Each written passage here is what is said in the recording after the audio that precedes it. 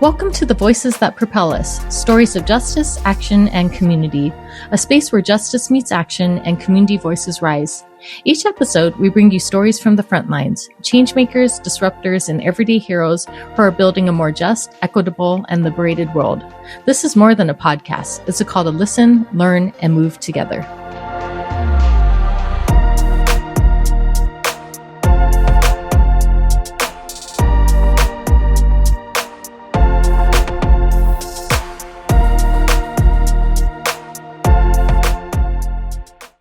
You were just listening to music from the incredibly talented Stephen Kong. You can find him on Spotify and Bandcamp. Today we have with us Tracy DeTomasi. Tracy is the CEO of Callisto, a nonprofit dedicated to combating sexual violence through innovative technology and survivor-centered solutions. With 25 years of leadership in the nonprofit sector, Tracy has held numerous high-profile roles, including previously serving as executive director of a global nonprofit focused on ending domestic and sexual violence. Tracy's unique expertise as a licensed clinical social worker comes from her extensive experience working directly with survivors and offenders.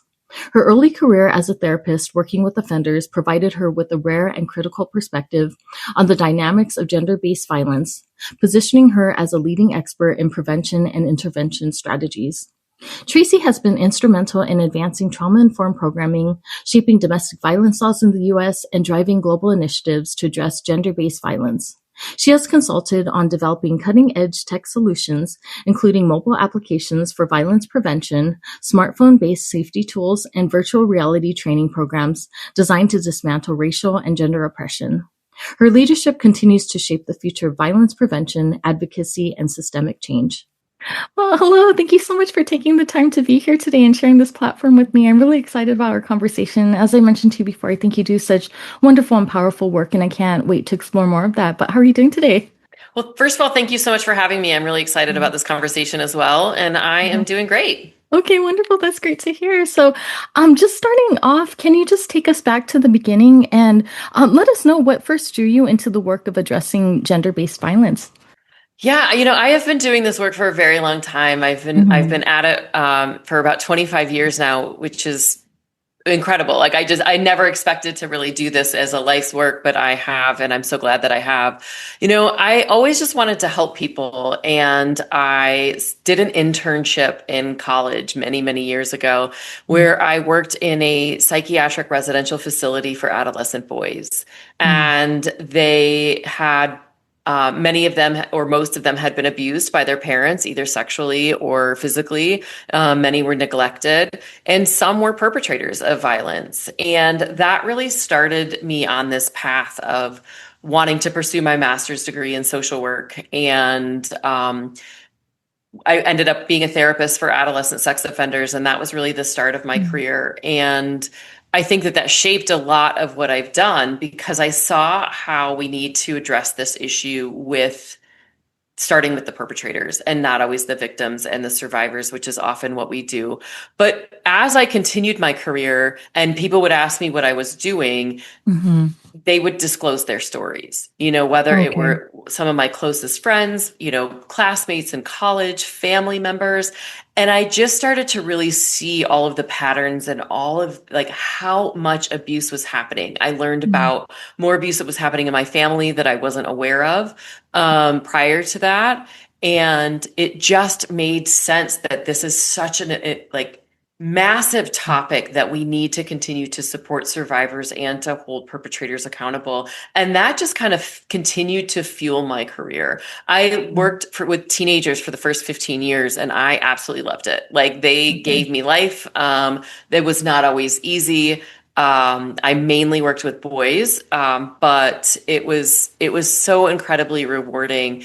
And just to see the impacts of the next generation and how we can influence that in some ways of helping them grow to be stronger and more healed versions of themselves, and to prevent more abuse from happening as well.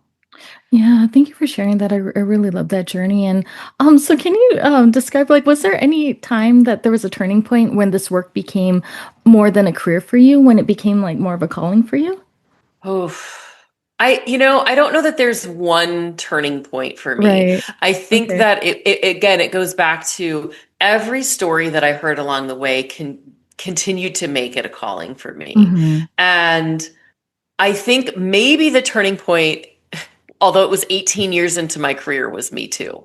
Okay. Oh, okay. Um, because it was the first time where people were tagging me on Facebook and on all these different platforms and saying, Tracy, look, this is me, me too, me too, me too. And I was like, yeah, but Mm, I know that's happened to you. And I know that's happened to you. And I'm not right. surprised it's happened to this person. And I'm not surprised by any of this. And I sat with it for a few days. And I remember thinking, I don't get what the big deal about this is. Mm, And then it hit me of I have seen all of that for so long. For 18 right. years, I had recognized that trauma in my friends and my family and the people that I met because people had disclosed their stories to me so often. The amount of times that people would say, I've never told anybody this, but, Mm, and then yeah. disclose something. And so I had just held that for years and years and years. And when Me Too happened, I realized that I knew all of these stories and I knew the patterns, and the Yeah. rest of the world did not.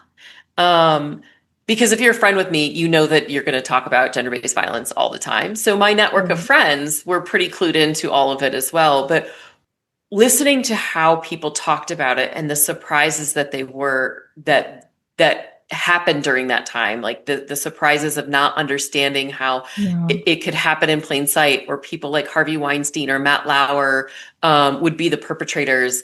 Mm, And I was like, I'm not surprised at all. Um, and that was really when it became a life's mission of we have to do more. We right. have to spread more awareness. We have to really get to the culture. And that was when, having worked with victims and perpetrators for the first 15 plus years of my career, that was when I knew I needed to switch. And that was when I Mhm. knew I needed to really start to address the culture and the root causes of violence, because we were continually treating the problem, or Right. treating the symptoms of the problem, which were the victims and the survivors. But what we really needed to do was address the culture that supported things of these serial perpetrators continuing to offend for decades in plain sight. Right. No, thank you for bringing that up. Actually, I wanted to ask you more about the movements like Me Too. So, have you noticed? I know you talked about it a little bit, but I'd love to like further explore this with you. But have you noticed that conversations around survivors has changed, especially in the wake of these kind of movements? Yeah, I see you nodding. Like, Absolutely, yeah, let me absolutely. know what you see. Yeah, I mean, Me Too changed how we talked about it, because prior Okay. to that, I needed to focus on the numbers of 1 in 4 women have experienced sexual abuse in Mm-hmm. college. 1 in 5 trans folks have experienced abuse in college. 1 in 15 males have experienced abuse. And the conversation shifted because then we realized the extent of the problem. And then it was, what do we do about it? Right. And so that movement was a big shift. And that movement was started by Tarana Burke in 2006, I think. So Okay. there was so much built up until that moment that allowed that moment to happen. Mm-hmm. Me Too wasn't created in a vacuum. That viral part of the hashtag was because the everything was at the right time in the right place. And Uh-huh. so I think that now we're in this movement of the Epstein files, and I can Right. see how people are changing what they think happened when they realize, like, Mm-hmm. look at the DOJ not releasing these files, and or how they've Right. been releasing the files, and what they've been redacting, and who they're protecting, and how um, Annie and Marie Farmer went to the Mm-hmm. FBI in the mid 90s, and people kept saying survivors need to tell their story and they need to report. But now we're Right. seeing that they did and nothing Yeah, happened. no, yeah, And totally. just the web of how big Yeah, those files are and how big that sex trafficking ring is and was. But yeah, that also happens in every community. It happens at every right. college, it happens in every community. And it may not be as big as the Epstein files, but that's Mhm, happening in any kind of area where you have that high density social environment. It's mhm, happening. And I think yeah, that has allowed us to continue that conversation, and it gives survivors a voice.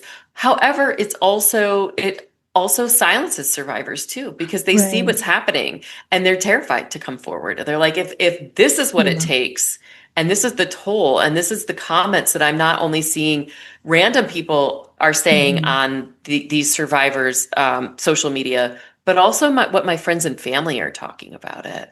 Right. So I think that there's still so much more that we need to do. Yeah, no, I'm just glad that there's been like a shift though. But I've also been keeping up with this, and I think I watched like a documentary on Epstein as well, and I was like just really frustrated. Like people have known about this for decades, and I think they were saying like Me Too finally started making movement on that. But I don't know, because I myself personally I've also been through trauma as well, and I feel like I don't know, I've noticed this with survivors too. I don't know if you've seen this, but like having to prove that we're not lying, or like I don't know, it just like really frustrates me, and I feel like that kind of rhetoric, I could see how people might feel uncomfortable or not safe sharing their own story, seeing what these people who have spoken out, have had to endure. But do you feel like because more people have been speaking out, do you feel like, just in your experience, have you noticed more people feeling comfortable speaking out about their own experiences and stories? Yeah, I think Okay. so. I think when people start to see Mm-hmm. their experience and other people's experience, and they're like, wow, Yeah. that happened. And again, that happened to me too. I Right. think in our society, we have depicted sexual assault and rape Mm-hmm. wrong. We Yeah. think about Law and Order SVU, and we Mm-hmm. think that's how the police work and that's how an investigation happens. And that is not true. What Right. and we think about rape and sexual assault being somebody jumping out from behind the bush Mm-hmm. to attack you, and that you're Right. screaming and you're kicking, and if you don't do that, then it was consensual. And Mm-hmm. sometimes our laws reflected that as well. But I think what this is getting at is that typically the person. Okay. Typically there's a relationship that's formed and they've groomed you. Uh-huh. And there, a dear friend of mine, Jess Michaels, has talked about this extensively, and she's a survivor of Epstein, and she's allowed me to share this story with Okay. permission. And you can go watch her social media to get the story right from her. But she took off her own dress, and that she lived with that, right? Right. And I think that that's so common for survivors to have quote Right. unquote participated in part of it, because what people don't understand is how trauma works, and how you Right. freeze, and how you appease, and how you do these little things because you don't know to say no. And there's Mm-hmm. such a power dynamic of a 20-something-year-old young woman who is there for a job interview to this Mm-hmm. 40-some-year-old billionaire who has laid the stage to get you to do Right. exactly what he wanted, and how he has manipulated you. And that happens with Yeah. so many sexual assaults. And so I think that the more survivor stories we hear, the Uh-huh. more people see themselves in the nuanced part of survivor stories. And I think that Mm-hmm. was a powerful part of Me Too as well, is that, I talk to survivors all the time, and particularly with college students, that they got drunk at a party. Maybe they Mm-hmm. wanted to make out, but they didn't want to have sex. And so they think, oh, well, Mm-hmm. maybe I caused this, or it was this person that I trusted, or it was my friend's friend who they trusted, or it was my boyfriend, or it was my girlfriend. And it doesn't look like what they think sexual assault looks like. And so they don't even know to identify it as sexual assault. But when they're hearing other people's experiences and they're like, wow, if that is what their experience was, then that's what my experience was too. And so that must be Right. sexual assault, and that must be rape, and that must be something that I don't have to hold or feel like I'm to blame for anymore. Yeah, thank you for sharing that. And, when it comes to this work, what progress gives you hope? And, where do you still see the biggest gaps right now? So many gaps, so many Okay. gaps. But I Mm-hmm. have hope every day because I can see it change. I've seen the stories Mm-hmm. change. I talk to college students who are advocates who, Me Too happened when they were teenagers or in middle school or even Right. sometimes elementary school. And they don't understand what we went through before. And it's like Mm-hmm. they're standing on the progress of folks like me who have been in the field for 25 years, and Mm-hmm. survivors who have shared their stories. And they're standing on the shoulders of women like Jess Michaels, Mm-hmm. who has shared her story. And I think that progress gives me hope that the younger generations are starting at a different starting point, just like we did, Right. when I was starting on this. And so that gives me a lot of hope. And I think that as terrible and toxic as social media can be, It can also be a really great place to learn more about trauma and learn how trauma impacts folks. And I think the gaps that there's the laws are still so problematic in so many places. And I think the gaps are that it's not safe for survivors to report. And so less than 10% report.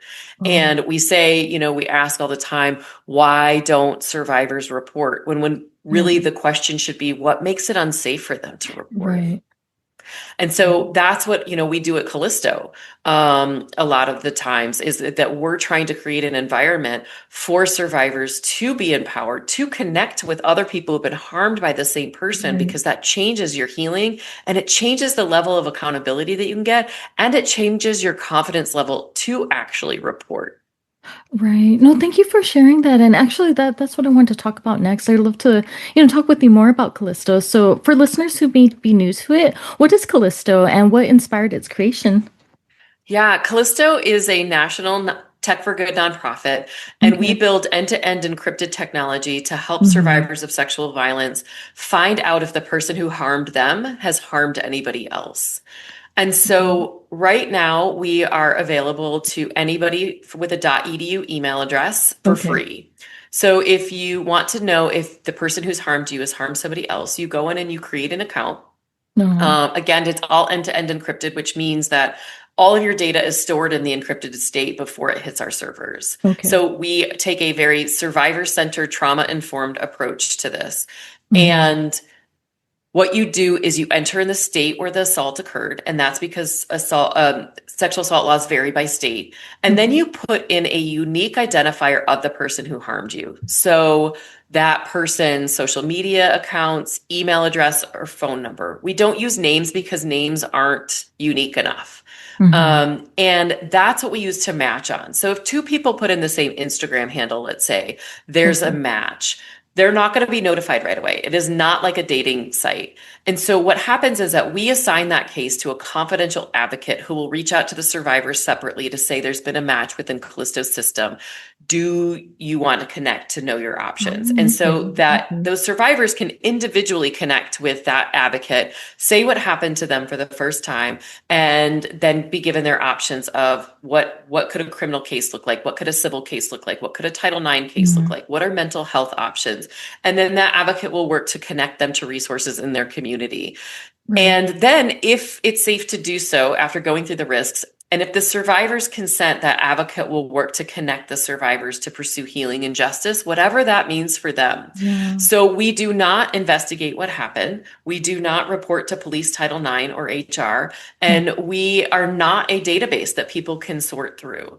And I think that all of that is really important because there's these lists that come up all the time. So the most recent one was namehim.io. And while I think it came from the really best of intentions, so many times people create these lists not understanding the backlash of defamation. And so you want a list where people can name their perpetrator and then it's public. But those lists get shut down for defamation. They're harmful. They end up doxing the people who create those lists. There's lists like, are we dating the same guy? Which a lot of those Facebook groups have been recently shut down. There was the T app that tried to do something similar, but it was hacked. And survivors and women who created accounts, their information was doxed. And that's why we do it differently. And that's why we are survivor-centered and trauma-informed. And we limit the amount of people who can have access to our system for all of those safety reasons. Right. No, thank you for sharing that. I really love that. And so what do you think it means for a survivor to be able to find others harmed by the same perpetrator without immediately having to go public? It means so much. I mean, the one common question that I've gotten over the last 25 years when somebody discloses to me that they're a survivor is they say, I wish I would have reported or I didn't report. And I've always wondered if they've done this to somebody else. Just in a survey that we did last year, just using it and not even the people who've matched said that there was a 75% of users said that they had an improved emotional well-being and 90% said that they felt more secure just knowing that Callisto was a resource. And I can Okay. share, again, going back to my dear friend Jess Michaels, Yeah. she was raped by Epstein in 1991, and she lived with that for decades, Oh thinking my she was the goodness. only one. And Wow. in 2018, I think it was, when Julie K. Brown did an article in the Miami Herald about the perversion of justice and about Jeffrey Hmm. Epstein, Jess saw his photo in her feed and was like, that was the man who raped me. Wow. And that was like the first day that she says that her healing really began, because it was the first day she knew she wasn't alone. And it was the first day that she realized that he had manipulated her and that Mm. everything that she did was not her fault. And Right. so I think that that is the power of knowing that. And I've talked to I so love many that. survivors. If you look back at Dr. Larry Nassar, who was the USA gymnastics doctor, Hmm. he had been reported to Title IX and the police over and over and over again for the course of a decade or two. But when the survivors got to connect, which was done through another journalist, when they Uh-huh. got to connect, that was what changed things for them. They Yeah. had an understanding of what happened to them was assault, was abuse. It wasn't a medical procedure. And they were to collectively able to take action. And if you ever saw the videos of the Hmm. judge allowing each one of them to read a victim statement that took, I think, days, if I remember right.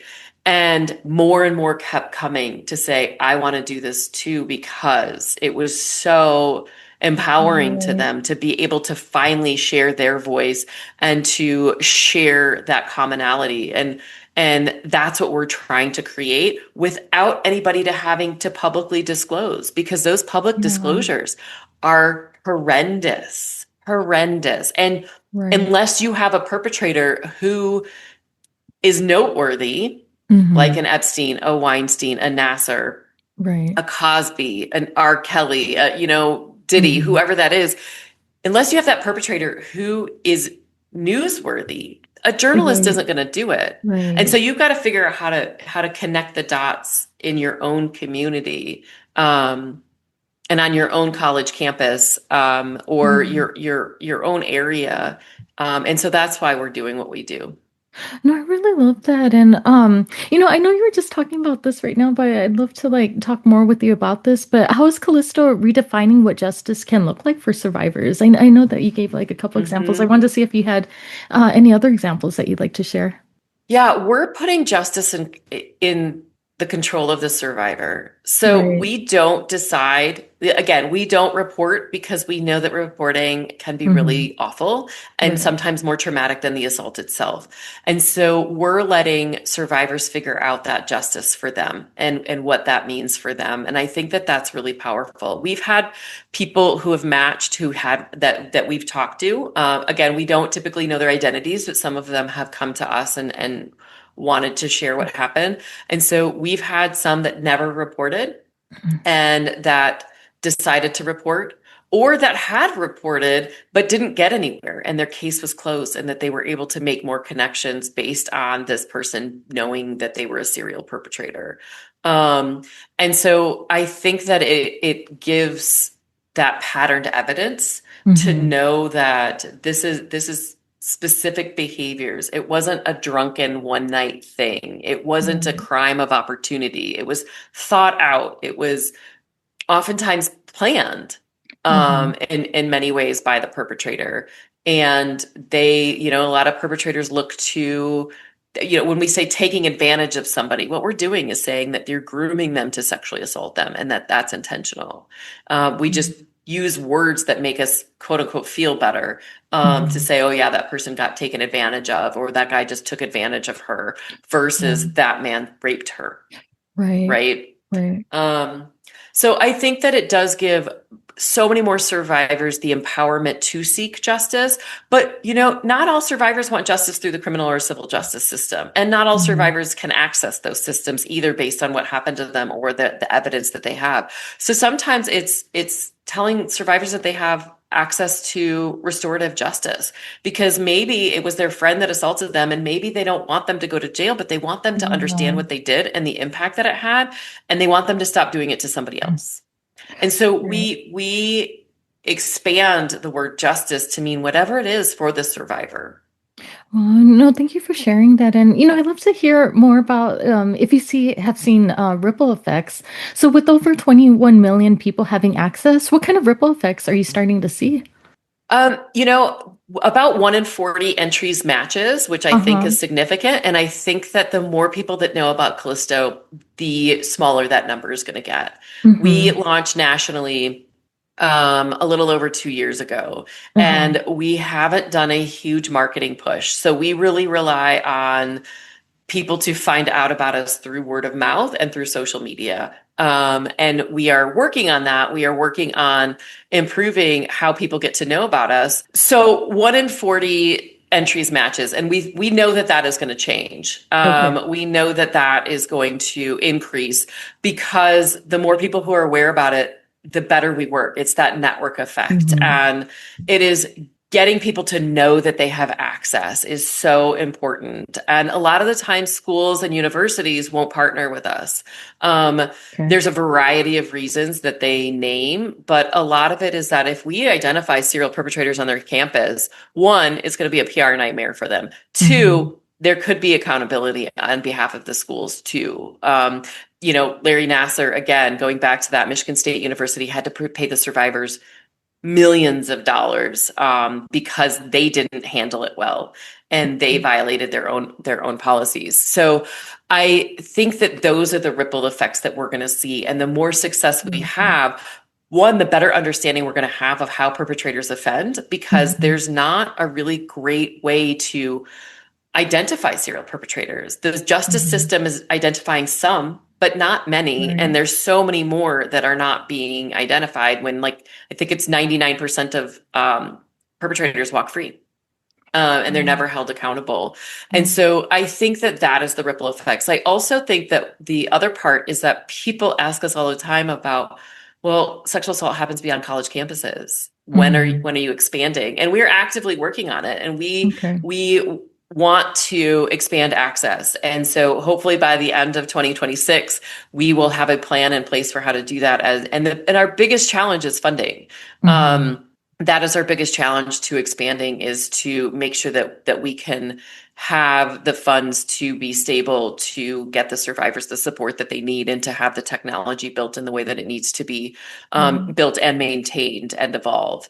And so, the more funding that we have, the more we can increase the amount of people that have access and those other concentrated social networks. So we know there's concentrated Mm-hmm. social networks on college campuses, but we know that there's concentrated social networks within clubs and membership organizations and unions, and those where perpetrators often, are more likely to have assaulted numerous people within those places Mm-hmm. without accountability, particularly if there's no reporting system in place, like there's no HR and people are contracted folks, or it's volunteer, or the Mm-hmm. membership is scattered. And so we are looking to do that. And I think that there are going to continue to be those ripple effects, like I love that. just, again, Me Too is a ripple effect. The Epstein files Mm-hmm. have been a ripple effect. And I think that we're just going to continue that. And the more people that feel safe using Right. Callisto, and the more people that see what happens after a match, Mm. I think will continue to show those ripple effects. Right. No, I love that. Thank you for sharing that. So, you've also shared that you've done a lot of work engaging men as allies. So, what does meaningful allyship actually look like in this space? hmm I think it is so necessary to have men involved in this conversation. And I think so Mm-hmm. many times they are so scared to enter the conversation. And Yeah. sometimes for good reason. I think that there's a lot of people that are doing really great work with victims and survivors that don't want men involved in the conversation. They don't want them involved, Okay. and we aren't always a welcoming bunch. And so, what Okay. I've really tried to do is to really meet men where they're at. And not everybody can do this, right? And not everybody should Mm-hmm. do this. But that Right. that has been when I try to engage men. It's figuring out, what are they scared of, Mm-hmm. what makes them nervous about this conversation, how to help them through that, and how to teach them when they make mistakes. Because it's not Right. a matter of if they make mistakes, it's when they make mistakes, because we all make mistakes. Women Right. make mistakes. Mm-hmm. I've made mistakes throughout the years, and I've had to correct them. And so it's Yeah. being willing to say, yes, this was a mistake that was made, and here's the impact of that, and Mm-hmm. here's how to do better. But it's really about inviting them to it. And it's also remembering that men are victims and survivors as well. Right. Mm-hmm. 1 in 6 boys experiences sexual assault and Uh-huh. abuse before the age of 18. 1 in 15 male students experiences sexual assault on a college campus. Right. So a lot of times when I do talks, particularly when parents are in the room, they Mm-hmm. get really nervous about sending their girls to college. And Yeah. then they also get really nervous about their boys. But a lot of Mm-hmm. times it's about false accusations, and they're worried about their boys Okay. getting falsely accused. And what I always say to them is that their boys are much more statistically likely to experience sexual assault while in college than they Mm-hmm. are to be falsely accused, but they're not worried about their boys being sexually assaulted. And so I think that that's part of bringing men in it as well. And I think that, for men who are going to be allies, they also need to know that if they're just getting into this, that women have been doing this work for a long time, and to figure out what Right. their place is, that they might not be leading this movement. They might need to figure out how to support women and how to talk Right. to men, but how you have to listen to women in order to talk to men about this. Mm-hmm. Just like in anti-racist movements, white folks have to Yeah. learn from people of color, because they understand whiteness way better than white people do, and women understand maleness way Right. better than men do, because we have to navigate it and we have to keep ourselves safe around it. And so I think that it's showing up with understanding that you made some mistakes, you've done some Mm-hmm. wrong, you probably have caused harm, and wrestling with that within yourself, and also continuing to have the hard conversations anyway. Right. No, thank you for sharing that. What you just shared, it reminds me of a conversation I actually had with one of my guests before, because he does like healing work around specifically with Black men. And he was saying it just like the way that you frame certain topics or questions. Because he said if you just ask, these groups of men sometimes just like, oh, have you ever been sexually assaulted? You won't hear anyone raise their hand or anything. But if you frame it differently, like, have you ever felt uncomfortable in a situation, or, just learning how to ask the questions differently, because I feel like sometimes maybe men might not speak up, or it's like taboo, or just stigmatized. I think sexual assault when it comes to men specifically, but I think if you frame the question differently, you might see that people start to open up more about their experiences.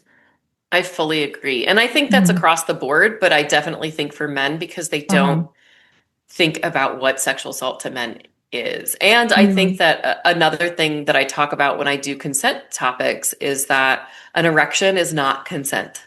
mm, Period. mhm. So I think a Yeah. lot of men have a physiological reaction to the assault. And so they said, I must have enjoyed it because I had an erection or because I had an Mm, orgasm. okay. And that does not equate at consent.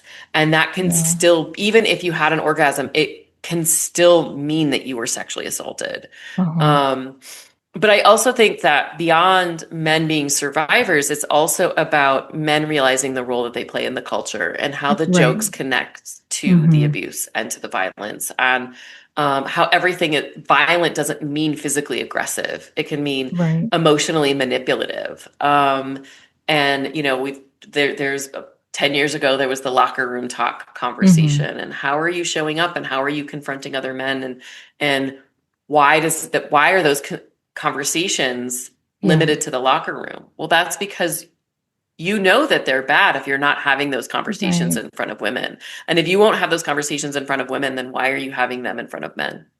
And so Yeah. it's confronting your own, either you didn't your own ability to have responded, to Mm-hmm. confront, to do any Right. of that. And jokes that you've made. I've made really inappropriate jokes, Mm-hmm. throughout the course of my life. And I look back and I'm like, oh gosh, I can't believe I said that. I can't believe I said that. Right. But I know better. I do better. Yeah. No, thank you for sharing that. And, in your opinion, how do you think that communities can move from awareness to real accountability? Oh, that is such a great question. I think we need to give more solutions, just like Mm-hmm. Callisto. Callisto is a tool that everybody Uh-huh. should know about, and it is a solution where awareness is so important and it is part of the solution, but we Mm-hmm. need more solutions for survivors to get help and for perpetrators to be held accountable. And there's a lot of difficulty talking about perpetrator healing, right? Uh-huh. Because we want to focus the resources on survivors, and I completely agree. But having been a therapist for adolescent offenders, I don't think that I want to caveat this, but I don't think any survivor should have to forgive a Right. perpetrator. Mm-hmm. I don't think that Mm-hmm. needs to happen. Yeah. If they can, great. If they can't, also great. Like I don't think Yeah. that there's anything um, that a survivor needs to do, particularly with Yeah. their own person who harmed them. But I think we need to start thinking about why do perpetrators offend and how do they Mm-hmm. offend and how do we stop them? Um, when Yeah. I was a therapist for offenders, people would say, why do you want to do that? Just lock them up and throw away the key. And I'm like, well, most of the time we don't lock up perpetrators. Mm-hmm. And if you help perpetrators learn how not to offend, you will prevent victims from ever having to experience it. So a lot of our Yeah. prevention work is teaching women how not to get raped. It's cover your drink, don't walk alone at night, don't go for a run Mm-hmm. at night, don't wear provocative clothing, which doesn't work. Yeah. And it's all of these safety things, but that's actually not preventing sexual assault. That's Right. preventing, that might be reducing your own risk for some of those things, Right. but it just means the perpetrator is going to find somebody else to offend, Uh-huh. you know? And Uh-huh. so I think we have to really start focusing on how do we get perpetrators not to offend? And I Mm-hmm. think that action, that what do you need people to do, is really key. And I think that people can also, there's so many actions to take. Mm-hmm. Um, it's and people have different capacity levels, right? So maybe Yeah. it's calling out one inappropriate joke. Mm-hmm. Maybe it's sharing about Callisto. Maybe it's donating to an organization that's helping Yeah. survivors. Because not everybody can be in this work all the time. It is really intense. And particularly for survivors, it's triggering. They don't want to think about it, which is completely understandable. But it can be doing something that helps somebody else, you know, or Right. if you're a survivor, it's getting the help that you need. Um, it's finding the resources that you need. And if you think that you've harmed somebody, it's also finding resources for that, to do that and to do your own work. Yeah, no, thank you for sharing that. Actually, I wanted to ask you a question about that. So something that I want to do with this podcast is show people how they can show up in solidarity with like different movements, different groups, whatever, identities that I'm bringing onto the podcast, even though they might not identify with that community or identity. So for listeners who want to support survivors in their own lives, what does trauma-informed care actually look like in practice? Mhm. Trauma-informed care, to be simply put, is recognizing that most people experience trauma Uh-huh. and how trauma shows up in those interactions. And so it's Hmm. trying to reduce any triggers that might trigger that trauma. And that is Yeah. a very simplistically put explanation of being trauma informed. But for showing up for survivors, it's giving them space to process. So if somebody discloses sexual assault to you, whether it happened Uh-huh. today or 20 years ago, it Hmm. is giving them space, not telling them what to do, not saying, Right. why didn't you do this? How did that happen? I can't believe he wouldn't do this. Could it? I Yeah. didn't realize that women could sexually assault somebody, like asking all the Uh-huh. questions that you might be curious about. Instead, say, thank you for sharing. Thank you for telling me that. Thank you for Right. thinking I'm a safe person to be able to do that. What can I do to support you? Uh-huh. And just sitting there with that. You don't need to fix it, because that is Right. that is the first thing that can be the most supportive with survivors. And Mhm. because I know how to do that and I've been trained to do that and I've been doing that for 25 years, I think going back to the earlier part of this conversation, I think Uh-huh. that's why so many people have disclosed to me, is because they know they're Right. not going to be judged and they know they're not going to have to deal with my emotions when they tell me Mhm. that it's going to happen.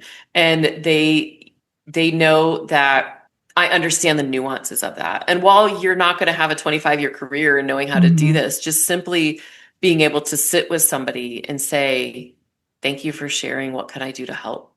And Right. maybe you don't know that right now, but when you know, tell me then. Yeah. And I think that's how people can really show up for each other in trauma-informed ways. And Oh, if you're wanting to know more about that, my friend uh-huh. Jess Michaels, who I keep talking about, is Okay. creating an app called With You Too to really Okay. help I love that. allies learn That's how wonderful. to respond if somebody says me too.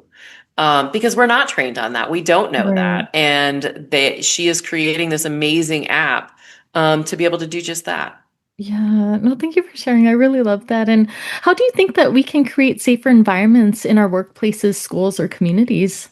Believe survivors when they disclose. I agree. You Yeah. know, Yeah. the people often ask, why do you need Callisto? And it's because the systems that are in place to help survivors are not functioning, and they're Hmm. harmful to survivors so many times. And if Michigan State wanted to help survivors with Larry Uh-huh. Nassar, they could have.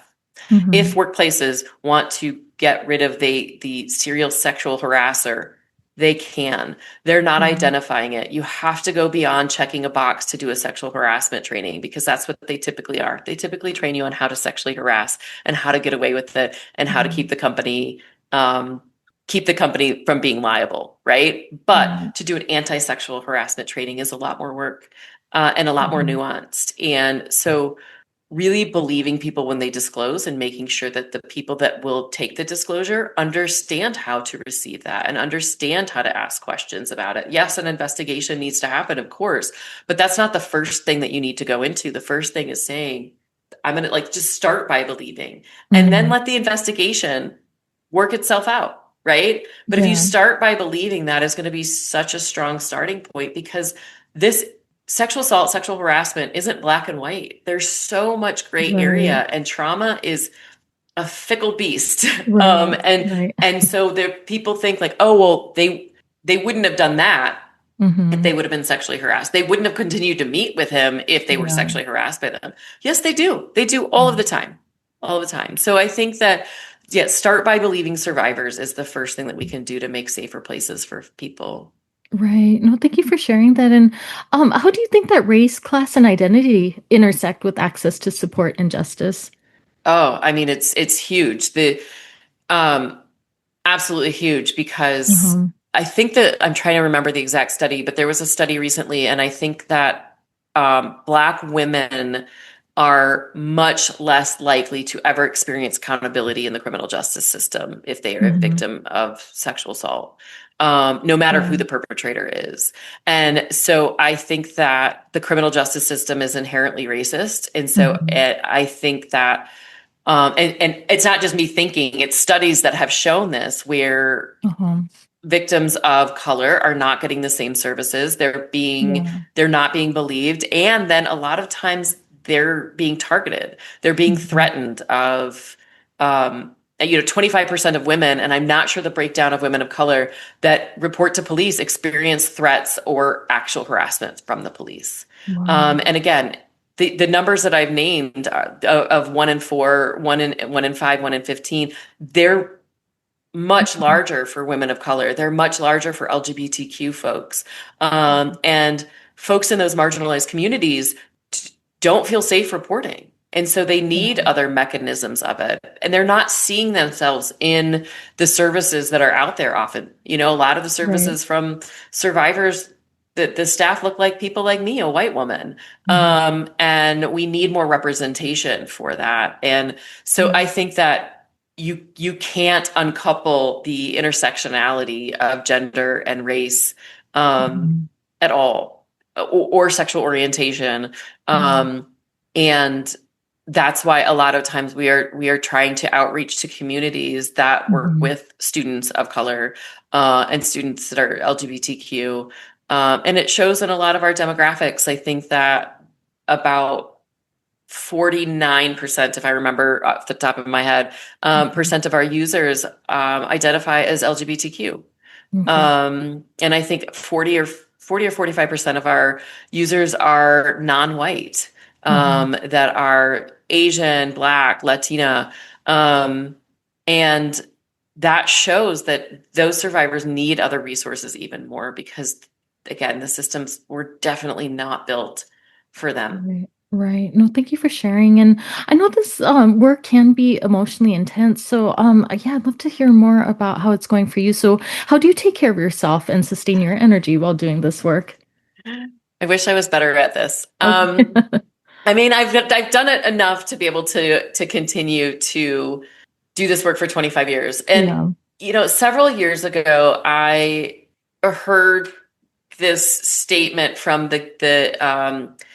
the AIDS movement when they were in the 80s, when they were fighting against AIDS and like the stigma that came along with AIDS and HIV. And they talked about how the gay community would bury their friends in the morning, protest in the afternoon, Yeah. and dance at night. Mm. And I have always loved that Yeah. from that movement. And I think we can learn so much about it is that we have to have fun. I I cannot sit agree. in this all day, every day. Yeah. And, the beginning parts of my career, I would be like, if you're not doing this all of the time, Yeah. then you're failing. But we have to take time to regulate our own nervous systems. I am in therapy. I am an advocate for therapy. Of course, I Yeah. was a therapist for many years. And so I think that anybody in this field has to have their own therapy too, because we have to learn how to regulate so we can continue to hold space for other people. Yeah. And it is really, really challenging, when the news is a Yeah. constant barrage of information, and I have to, as my profession, look Hmm. at all of it and read it all. And, a lot of the podcasts and the books that I read and listen to are all about sexual assault. And sometimes I have to Yeah. go, I'm going to read some things about fairies and dragons I today, love just as a that. I love palate that. cleanser, right? Yeah. And it's allowing myself to know that that's important too. And Right. it's also having a really amazing support network of colleagues, of my Uh-huh. team, of other people in this field and Hmm. my own friends and family that can support me and to be like, you need to step away, Tracy, And Yeah. so I don't think that those of us in the field, because we want so much progress and we think if we stop working for any moment that we're not going to continue to make progress, but the progress will continue. I remember when the Yeah. Me Too march and the Pussy Hat March happened, or I Hmm. guess it was the Women's March, in what was that, 2018? Okay. People are like, oh, you've got to be going. You're going to go. And I was like, oh, no, no. Yeah. I am, Yeah. you are all doing the work right now. I'm going to sit back and Yeah. I'm going to relax a little bit because it's happening. And I'm going to do more work when it's not front and center and on Right. every, headline of every paper for a while. Yeah. That's when I need to do the harder work, when people kind of forget about the movements and in between the movements. Yeah. So Yeah.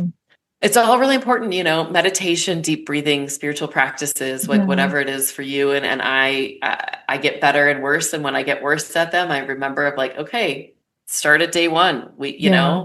Like whatever I can start, I can start doing that again. Yeah, no, thank you for sharing that. That's actually a common theme that's come up on this podcast as well. So I would say most people who've been on here are change makers and, we're working community, even in my personal network outside this podcast. But yeah, just like it's so important to sustain ourselves, especially if we want to be in it for the long run. So we have to find the joy in this work, even if it's recognizing the positive impacts we're making, or like you were saying too, like myself too, getting lost in sci-fi or fantasy, and that's completely fine. But I think it just like if we really want to like keep doing this work, we can't burn out. And I've noticed a lot of people, including myself, we've gotten to the point of either burning out or being really close to burnout and wanting to not do the work at all anymore. But yeah, I totally agree with you. We really need to sustain ourselves so that we can continue doing this work another day.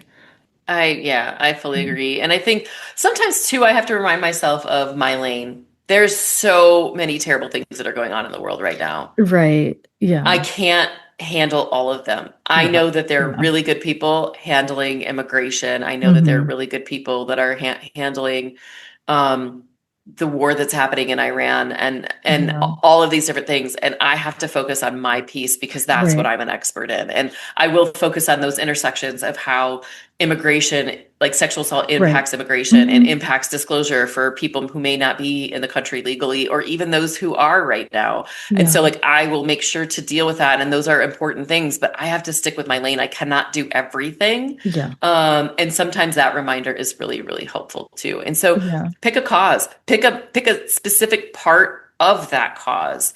Pick a Uh-huh. specific organization to help support that. Like collectively, we are so much stronger I than we agree. are individually. And so don't necessarily start something new. Get involved in Yeah, the movement and find ways to get involved in the movement. Email us at Callisto and figure out I how love that you that. can get involved and support us, because those things really matter. We're all about collective action for survivors to hold perpetrators accountable, Yeah. and we're all about collective action for the movement too. We cannot do this in silos. Right. No, thank you so much for that. And, thank you so much for your time today. I had such a wonderful time talking with you. I learned so much from you too. But just as we're wrapping up, for listeners who feel moved by this conversation, what is one action that they can make today? I know that you mentioned some just a little earlier, but I'd love to hear what else, what else can people do to just help to make these positive changes, help to move the needle forward? Mm-hmm. Follow one sexual assault organization on your preferred social media platform and like and share things that they follow. Right. I would love for that to be a Callisto, which is at Uh-huh. Callisto on Instagram. But even if it's not Callisto, that helps the engagement. It helps get the word out. It helps get donors. It helps get users. It helps get to other survivors. And and especially if you're not a survivor and you have that capacity more, it's more important, because a lot of times survivors cannot share that content. They can't follow that content. It's too triggering. And so I get that. But Right. do one thing. And if you can't follow that content, it's having one conversation. Yeah. It's holding I space love for that. one person. There are so many ways that you can make such a positive impact by, again, a simple of a social media post. Yeah. It's really, really helpful. Yeah, no, I definitely agree. But thank you again. But just lastly, how can people find you if they'd like to connect with you and or learn more about or get involved with Callisto? Yeah, our website is Okay. projectcallisto.org. You can follow us on Instagram at Callisto or LinkedIn. Those are the two main social media platforms that we're on. You can email us at contact@projectcallisto.org. We respond to almost every email that we get. Okay. And so we definitely see those.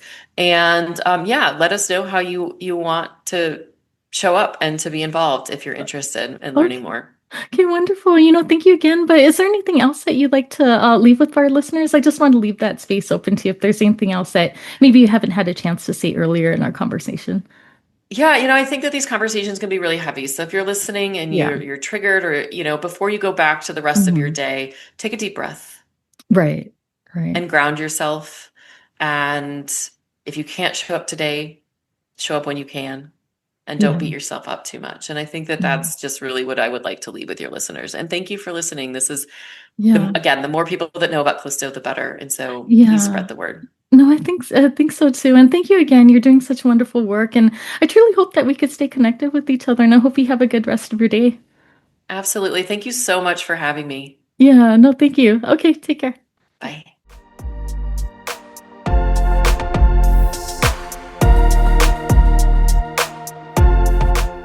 Thank you for being here and tuning in to Voices That Propel Us, stories of justice, action, and community. Your presence in this movement matters. If today's conversation moved you, share it, talk about it, and keep the work going. Together, we're not just imagining change, we're making it. Until next time, stay bold, stay grounded, and stay in the fight.